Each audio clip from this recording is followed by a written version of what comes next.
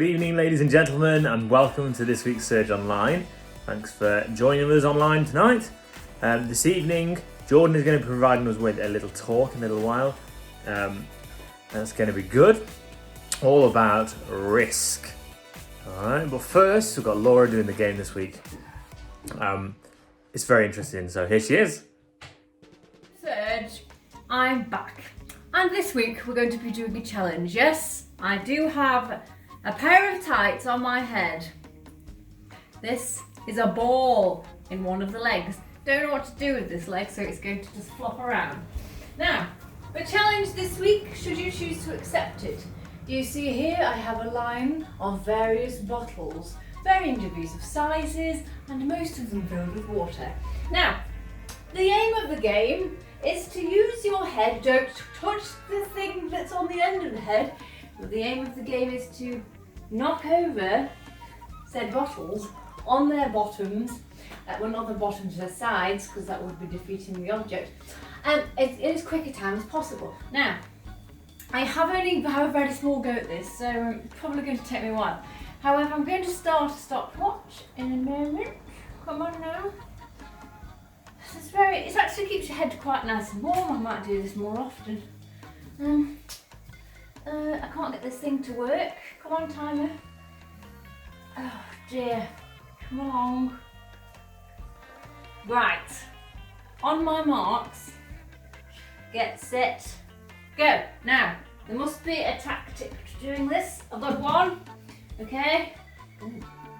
Two. Oh dear, this is quite difficult because it's got more water and it's larger. 2. Oh, 3. Oh dear. 4. Oh my word. 4.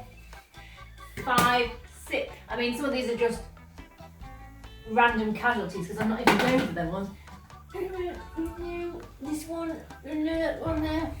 Oh, come on, get the dog one. Go. Yes! So that was 44 seconds, 0.75. I would like to see you do me better than that. Thank you very much. Goodbye!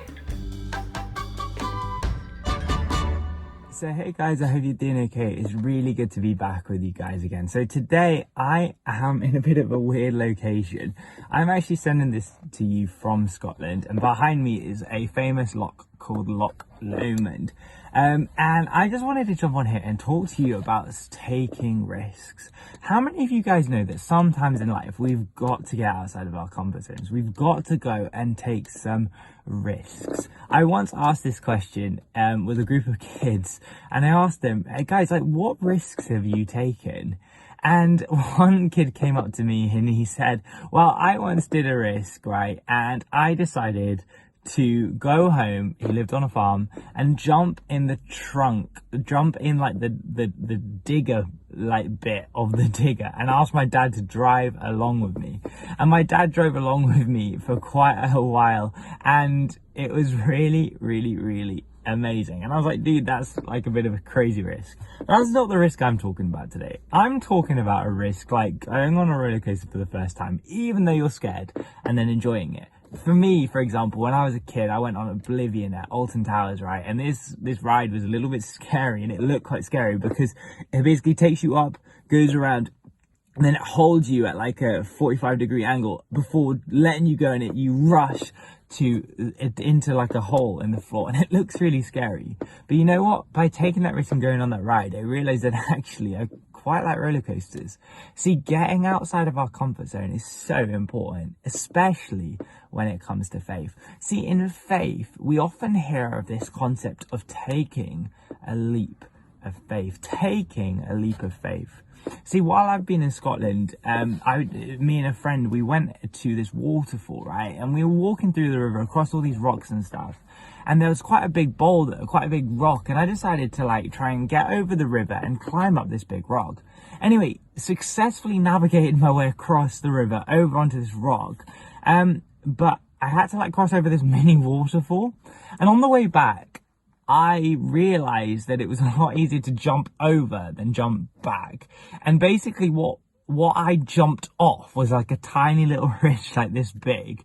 And when I was trying to jump back over and land on that, I knew I was probably going to be in trouble. It was a risk to jump, and the jump, let's just say, didn't go well. I got a little bit wet. I slipped in and then ended up in the river. Fortunately, it wasn't too deep. It was quite shallow, so I was okay, but I was just very, very, very damp. But as I was standing there looking at this jump that I knew I had to take in order to get to the other side, to get to the other part of where I needed to go, I needed to jump. I needed to let go of what I was holding on to, and I needed to jump and grab onto something else. And see, in life, in faith with Jesus, that's what our life should be like. When we learn about Jesus, we think, I needed to learn more about him before I accepted my life.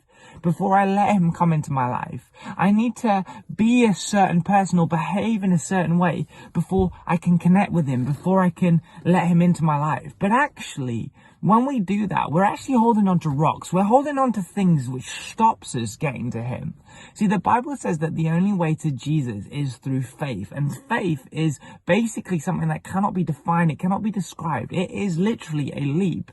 You leave everything that you know and you jump into newness. You jump into newness. And as you jump, Jesus catches you. See, when I jumped over that waterfall and fell in, unfortunately, my mate was nowhere near and he couldn't catch me. But with faith, with Jesus, guess what? He always catches you. When you say, Jesus, I know you're there. I'm going to come to you. I'm going to give my life to you. Guess what? He reaches out his arms and he catches you. But it requires you to have that faith. It requires you to take that risk, to step outside of your comfort zone, to make a jump. See, coming to Jesus can be costly. See, when we come to Jesus, it can be really difficult at times. We can be fearful of what our family may say, what our friends may say about us believing in Jesus or going to church or following God's will for our life. But sometimes, right, in order to have faith, we've got to let go of these things. Don't know who that guy is. Sorry, guys. Sometimes we've just got to let go of these things. And by letting go, we can truly walk into what he's called us to. It's only when we let go can we truly jump. And when we jump, guess what? He will always catch us. He'll always land, and we'll land on this other side, this incredible, incredible adventure. See, when I was crossing over the river at first, it was so cool. It was like jumping over into this unexplored land full of adventure, full of amazing, amazing things. But I had to do that first jump. And as I jumped, I landed, and life was amazing. Life was so cool on the other side of the river. There were all of these things that I wouldn't have been able to see if I hadn't let go and jumped for the first time. Even though I knew it was going to be scary, even though the jump I knew was going to be tough, I still had to jump. I had to let go of what was around me. And it's the same with us. We've got to let go and let Jesus into our lives. So that's my challenge for you guys today. How can you let Jesus into your life? What do you need to let go of? What do you need to do to jump into him? Maybe it's just saying, God, I'm here. I'm present. I'm here. I'm available. God, come into my life. Maybe it's just come into church, whatever it may look like. How can you take that jump? What do you need to do to take that jump, to let go and walk in everything that he's called you to? See, the Bible says that he has plans to prosper you, not to harm you, but plans to give you hope and a future. He has an amazing, amazing plan and purpose for your life, an amazing adventure for your life. But to get there, you've just got to let go and jump into him. Trust that he's going to catch you. And I promise you guys, he will. So it's so good to see you again, guys. And hope you enjoyed this today from random lay-by in Scotland. And I'll see you all very, very soon. Take care, guys. Thank you for watching, guys, this week. Thank you so much for coming and joining us this week. I hope you enjoyed Laura's phenomenal game with tights on her head, knocking over bottles, and Jordan in his van. I hope to see you very soon, guys, and thank you so much for watching, like I say. Hope to see you very soon. See you later.